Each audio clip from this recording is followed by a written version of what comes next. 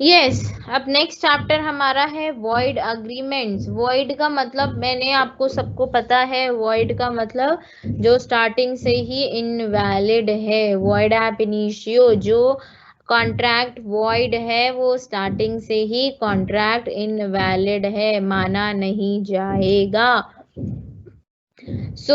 कुछ अग्रीमेंट्स हैं जो expressly declare to be void ही माने जाते हैं इंडियन कॉन्ट्रैक्ट एक्ट में।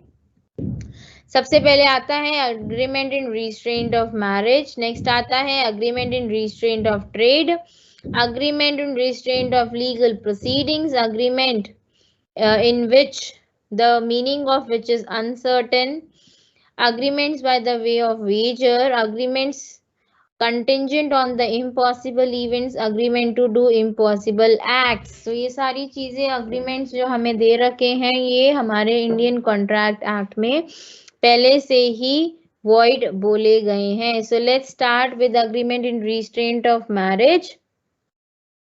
हर एक इंडिविजुअल को शादी अपनी तरीके से अपनी मर्जी से करने का पूरा हक है। किसको छोड़ के? माइनर को छोड़ के। That's it. अगर आप माइनर है then you don't have a freedom to do marry anyone, but अगर आप माइनर नहीं है, मेजर है, सो ऑटोमेटिकली आपको फुल फ्रीडम दी गई है कि आप शादी कर सकते हैं अपनी मर्जी से। Every agreement in restraint of marriage of an person other than minor is void. आप किसी के साथ भी अग्रीमेंट करते हो कि जैसे एग्जाम्पल है A agrees with B for good consideration that she will not marry C. आप किसी को पैसे देते हो कि तू सी से शादी मत कर, वो काम गलत है, वो अग्रीमेंट वॉइड माना जाएगा, गलत माना जाएगा। नेक्स्ट है रिस्ट्रेन ऑफ ट्रेड। आप कोई भी वैलिड बिजनेस प्रोफेशन ट्रेड कर सकते हो। आप किसी को ये मना नहीं कर सकते कि मैं ये बिजनेस कर रहा हूं तो वो बिजनेस मत कर। आप किसी को भी स्टॉप नहीं कर सकते हो, आपके पास फुल फ्रीडम है। आप कोई भी बिजनेस, सेम बिजनेस हो या डिफरेंट बिजनेस हो, आप वो बिजनेस करें, आपके पास फुल 100% उस चीज की परमिशन है। नेक्स्ट अब इसके कुछ एक्सेप्शंस हैं। सबसे पहले sale of goodwill. The seller of the goodwill of a business can be restrained from carrying on the similar business within the specified local limits। आपने किसी की गुडविल, आपने किसी को सेल करी, बट आपने बोला कि आपने मैकडॉनल्ड्स की फ्रेंचाइजी ली, तो उसने बोला कि आप इस एरिया में नहीं खोलोगे, सो आपको वो फॉलो करना पड़ेगा बिकॉज आप किसी के और के अग्रीमेंट, किसी और का नाम यूज कर रहे हो। अब पार्टनर्स की अग्रीमेंट होते हैं, डिफरेंट अग्रीमेंट्स होते हैं, उसमें अगर रह के अगर आपको कोई काम करना पड़ रहा है so that is you have to do it, that is a part of a partnership deed, partnership agreement. वो आप ये नहीं कह सकते कि मैं अपनी मर्जी से कुछ भी करूंगा। नेक्स्ट है trade agree combinations. Trade combinations क्या होता है कि आपके पास options, an agreement in the nature of a business combination between the traders and the manufacturers not to sell their goods at below certain price and not to pool profits output to divide in the same agreed promotion does not amount to restraint of trade and is perfectly imperfectly valid। किसी के साथ हम combine करके trade करते हो और उसमें ये डिसाइड होता है कि आपको 50 रुपीज से नीचे कोई भी सामान नहीं बेचना है। तो अगर आप में बात हुई कि 50 से नीचे हमें कोई सामान नहीं बेचना है, अगर आप उससे नीचे बेचते हो वो इनवैलिड हो जाएगा। अगर ये कॉन्ट्रैक्ट का पार्ट है कि आपको नहीं सेल करना, सो ऑटोमेटिकली वो वैलिड माना जाएगा। नेक्स्ट है negative stipulations in service agreement. An agreement of service by which a person binds himself during the agreement not to take the service with anyone else is not restrained on lawful profession and it's completely valid. अब आप किसी के साथ service करते हैं और आपको वो बोलता है कि अगर आपको मेरे साथ में ज्वाइन करना है तो 2 साल आप मेरे साथ ही रहेंगे, एल्स आपको एक पेनल्टी पे करनी पड़ेगी। सो वो एक वैलिड रीजन माना जाएगा। नेक्स्ट आता है agreements in restraint of legal proceedings. Legal proceedings में अगर कुछ भी होता है, कोई भी अग्रीमेंट किया जाता है, वो एक वैलिड अग्रीमेंट माना जाएगा।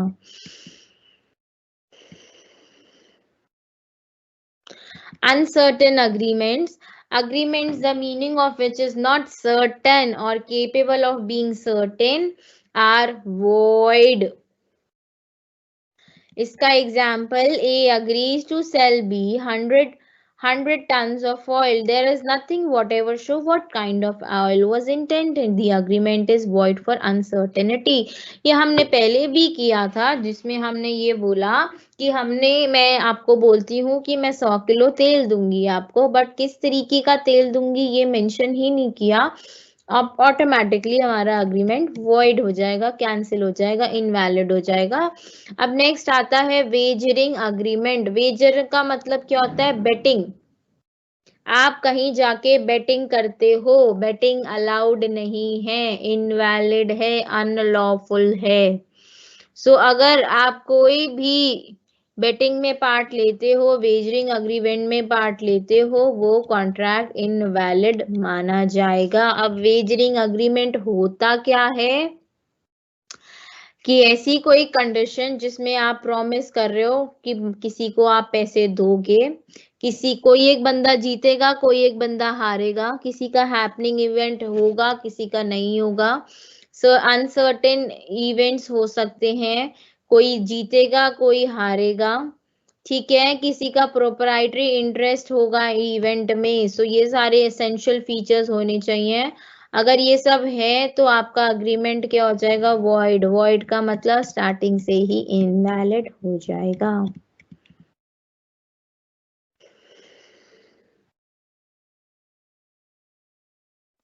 अब कुछ ऐसी एग्जाम्पल्स हैं जिसमें हमें ये बोला जाता है कि ये वेजर है या नहीं है।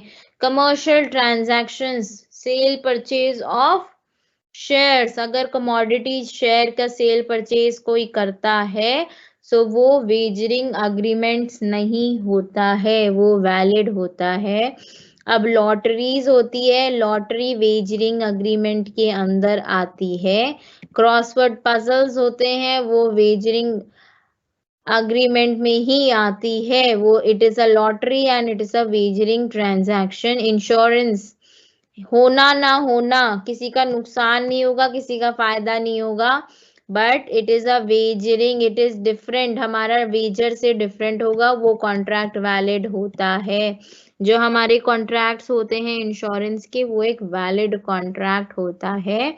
नेक्स्ट है agreement contingent on impossible events. ऐसी कंटिंजेंट का मतलब कि ऐसी सिचुएशन जो कभी हो ही नहीं सकती, उस पे आप बेटिंग कर रहे हो। So A agrees to pay B as a loan if 2 straight lines should enclose a space. गलत है, इम्पॉसिबल इवेंट्स हैं। आपने बोला मैं आपको 1000 रुपये दूंगा अगर आप मैजिक से गोल्ड डिस्कवर कर देते हो, तो इम्पॉसिबल इवेंट्स है, कोई मतलब ही नहीं है, ऑटोमेटिकली गलत हो जाएगा। इम्पॉसिबल एक्ट्स, इम्पॉसिबल इवेंट्स, तो उसके ऊपर अगर कुछ भी होता है वो चीज वॉइड हो जाएगी। रेस्टिट्यूशन का मतलब होता है रिटर्न कर दोगे आपको जो बेनिफिट मिला है, और वो अग्रीमेंट हमारा वॉइड माना जाएगा। Clear everyone? सो टॉपिक्स इसमें जो हमने ये साथों के साथों कवर करे हैं। फर्स्ट हमारा मैरिज से रिलेटेड था। मैरिज में माइनर को छोड़ के सबको अपनी मर्जी से शादी करने की मंजूरी है। नेक्स्ट आता है हमारा ट्रेड से रिलेटेड। आप कुछ भी बिजनेस कीजिए, ट्रेड कीजिए, आपको कोई मना नहीं कर सकता, आपको कोई स्टॉप नहीं कर सकता। नेक्स्ट आता है लीगल प्रोसीडिंग्स। लीगल प्रोसीडिंग्स के आप बीच में आते हैं, डेफिनेटली वो वॉइड हो जाएगा, उसमें आपका कोई लेना देना नहीं होना चाहिए। कुछ इवेंट्स अनसर्टन होते हैं, जैसे हमने बोला अनसर्टन है, 100 kilograms of oil, 100 of oil, tons of oil आप देते हो, बट किस तरीके का ऑयल दे रहे हो ये आप नहीं बता रहे हैं, तो वो हमारा इवेंट अनसर्टेन हो जाएगी, ट्रांजैक्शन अनसर्टेन हो जाएगी। Agreements by the way of wager, wager का मतलब होता है बेटिंग, बेटिंग अगर हम कर रहे हैं तो वो गलत मानी जाती है। इसके कुछ एक्सेप्शंस भी थे, क्रॉसवर्ड पजल्स बेटिंग मानी जाएगी, insurance contracts betting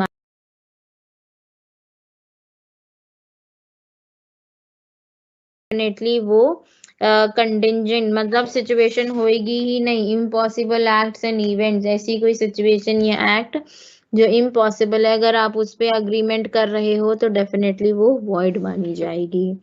so we are done with this chapter. Any doubts to anyone?